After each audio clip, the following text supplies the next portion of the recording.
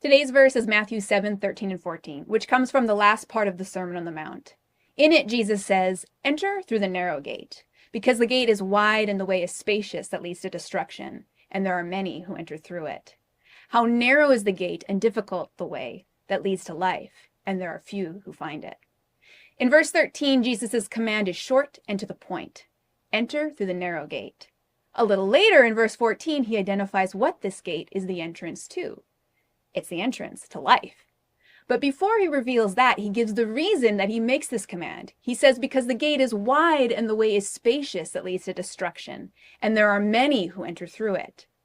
In other words, there's another gate out there, and when you see it, it will appear to you as if it were the gate to life, because it is so wide and welcoming, and because the way leading up to that gate is so spacious and roomy, even with so many people on it, the crowd itself adding to its attraction.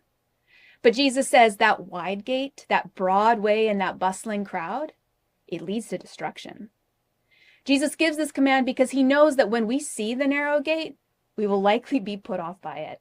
And the way leading up to that gate will look difficult and constricting, even though only a few have chosen it, which itself lessens its appeal.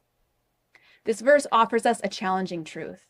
Our hearts are naturally drawn towards destruction, and our minds find it easy to rationalize that choice.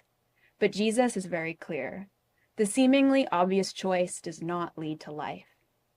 Today, be strengthened by the words of Jesus. Continue to choose the narrow gate. Jesus himself is that gate, and continue to choose the difficult way. Jesus himself is that way, who is leading us into the very presence of the Father and into abundant life.